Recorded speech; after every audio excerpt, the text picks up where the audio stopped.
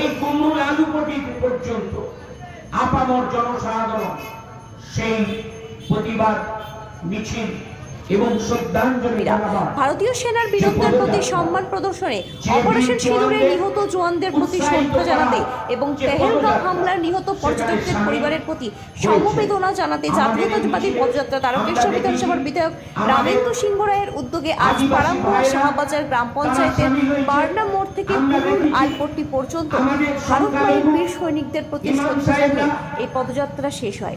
এ বিষয়ে তারকেশ্বর বিধানসভার বিধায়ক রামেন্দু সিংহ রায় সাংবাদিকের মুখোমুখি হয়ে কি বলেন আমরা শুনবো। আমরা দেখেছি নাচ, তারাও সমাজ এই পদযাত্রায় সামিল হয়েছে।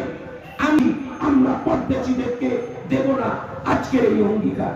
তাই আমি বলবো আমার জেলা পরিষদের মেম্বার সহ প্রধান, উপপ্রধান এবং আমার শিক্ষক, আমার ইমাম সাহেব, আমার আদিবাসী, আমার ছাত্র সমাজ যারা আজকে মিছিলে হেঁটেছেন, বয়োজ্যেষ্ঠরা, এই শহীদদের উদ্দেশ্যে প্রদীপ জ্বালিয়ে তাদের আত্মার শান্তি কামনা করার জন্য আমি অনুরোধ করছি।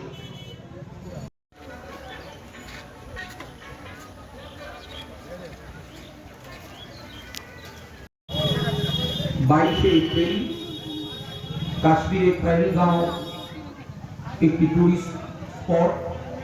সেই টুরিস্ট স্পটে বহু মানুষ,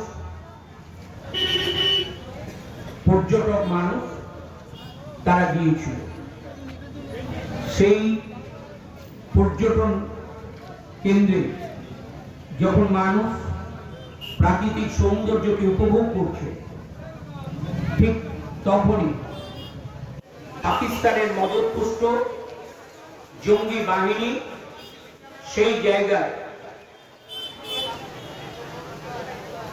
এই পর্যবেক্ষকদের মধ্যে, পর্যটনদের মধ্যে যারা স্বামী স্ত্রী বা পুত্র নিয়ে সন্তান